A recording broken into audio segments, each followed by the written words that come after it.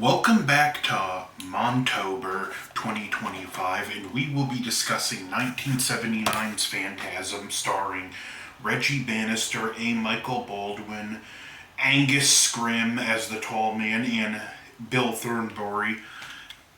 Phantasm tells a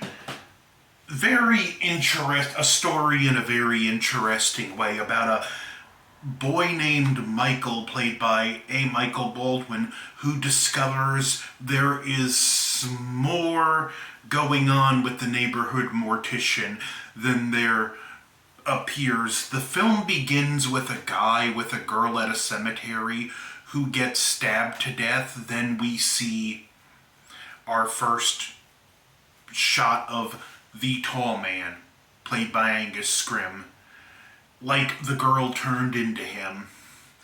And then we see two friends in Jody and Reggie discussing his death at a cemetery, and it's believed he, took care of himself, if you get my drift. And his brother, Michael, we find out, is not allowed to go to the funeral, but we see him riding his motorbike, his dirt bike, to the cemetery, and he hides to watch from a distance. Jody goes into the mausoleum, and we hear some weird sounds. Meanwhile, Michael, outside, hears some weird sounds and kind of sees something behind one of the tombstones. And keep that in mind, we see raised tombstones right now. Well, after the funeral, Mike sees the tall man lift the casket up single-handedly and put it back in the hearse and drive off. And yeah, we can see a lot is off right here. One of the things I do need to bring up now about this film is the score, and more specifically, the opening theme for Phantasm. If you've heard it, you know how iconic it is. The Phantasm theme is up there with the Halloween theme in terms of just iconic and eerie sounding horror movie music. It's one of the most standout things about this film. And yeah, I really do enjoy this film. What follows is a very unique experience. Okay, there's this quote at the beginning of John Carpenter's The Fog, and it says, "All that we see or seem is but a dream within a dream." And that is this film and the franchise series as a whole in the nutshell. You could have put that film, that quote at the beginning of this film, and it would fit just perfectly, because it really does have that dream within a dream atmosphere that's punctuated by the music. Michael goes to a friend whose grandmother is a fortune teller, and we have a scene that's pretty much ripped straight out of Dune, where he explains what's going on, is told not to fear, and is told to stick his hand in a box that hurts, and he's even told that fear kills the mind. So yeah, ripped off of Dune, as well as there's a bar slash restaurant in the movie called Dune's Cafe, another nod to Dune. Now, one of the side characters in this film, Reggie, the ice cream man, is ultimately going to take the reins and truly become the main character of the franchise as time goes on. Michael starts to notice more and more that's going on, and slowly as the film goes on, he does manage to convince his brother, after he breaks into the cemetery and has an encounter with not the cemetery, he breaks into the funeral home itself and has an encounter with the tall man, who launches one of these spears at Michael, and they're known as the Sentinel Spears. We'll see a few different variations through the movie, but the main one chases you down. Those two blades protrude, stab you in the head. Then this drill comes out, drills into your head, and basically sucks your brains out. Well, we just see blood flying out, but it's definitely sucking the brain out. Very interesting and memorable and iconic concept in its own. It's the fact that the tall man, despite how physically imposing he is, doesn't have to do anything. In addition to that, he has these dwarf-like figures in hoods that do his bidding. And yeah, they look a lot like Jawas from Star Wars, but Don Coscarelli, I believe he wrote this whole script before Star Wars. I think parts of it might have even been filmed before Star Wars. That part I'm not too sure, but I know the writing predates it, so we can chalk that up to coincidence if you want, or he's seen it, was inspired, and rewrote later. And anyway, he shuts a door on the tall man's hand and cuts the fingers off, and we see this yellow blood.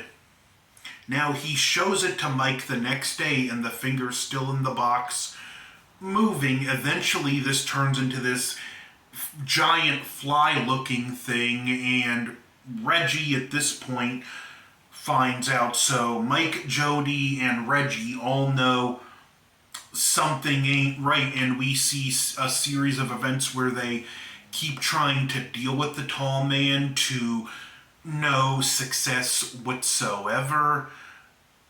Jody even teaches Mike how to use a shotgun just in case.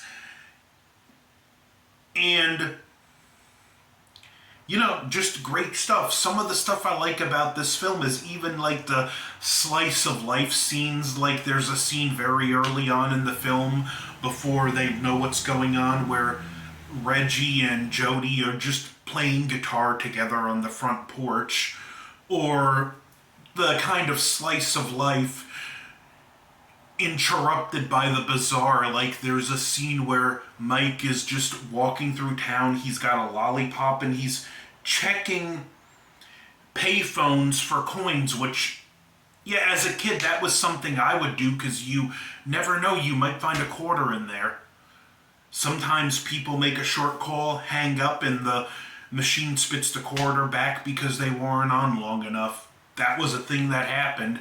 And then he sees the tall man walking down the street, and Reggie opens up the back of his ice cream truck, and the cold appears to look painful to the tall man, like there's some kind of reaction that will come into play in later films.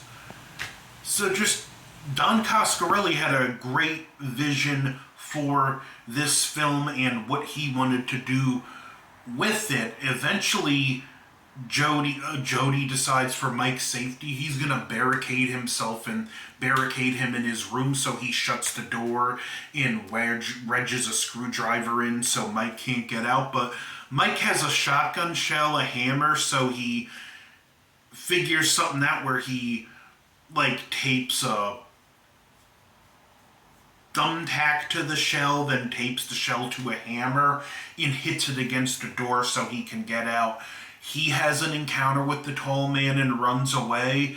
There's a lot of back and forth. Reggie, we see, gets stabbed to death.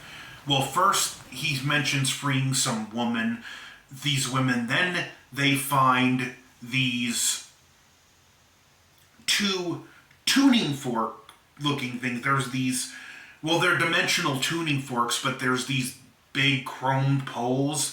And we see that the tall man has been taking the dead to this world and turning them into those dwarf-like things, and it's a very hot world.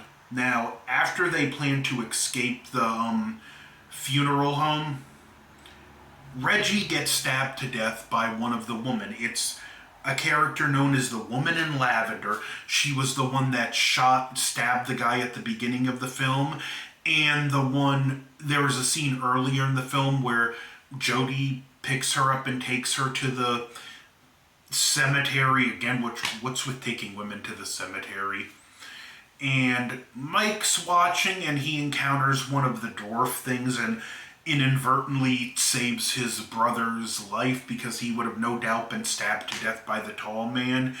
And then the tall man would have had Mike, which we find out in later films he may have a particular interest in Mike, but Reggie is out of the picture. After some more back and forth, they manage to get the tall man to fall into this like open grave they dug and crush him with some rocks they knock over.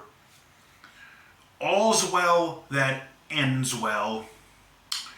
Or is it? Mike wakes up. We see he's with Reggie, and Jody died in a car wreck.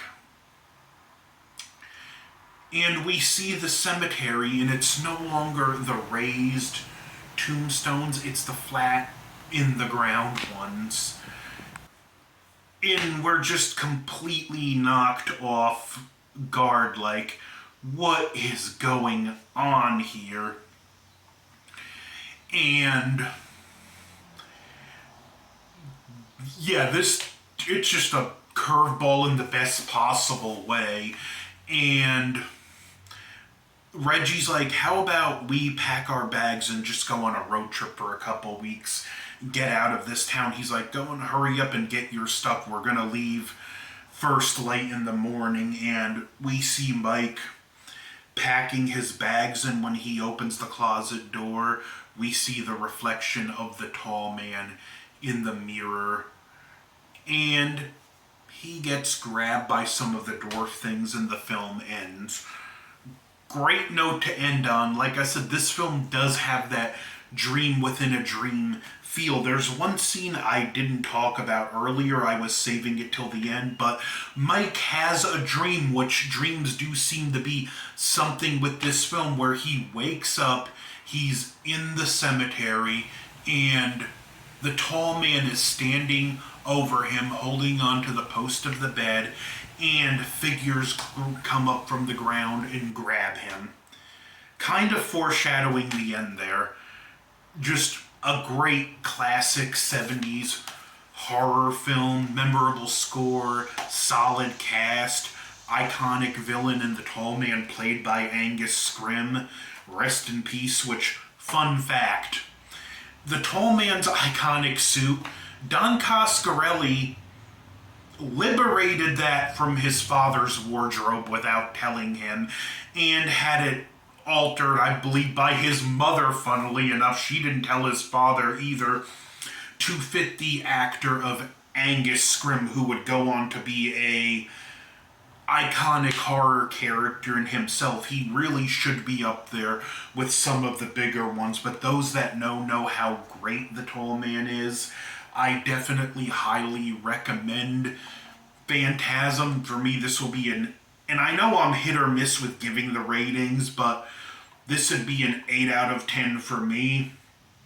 And you know what? I want to watch the rest of these, so stay tuned. Phantasms 1, we're going to do Phantasms 2, 3, 4, and 5 after this, so don't forget to like, share, and subscribe. Montober will continue. Boy!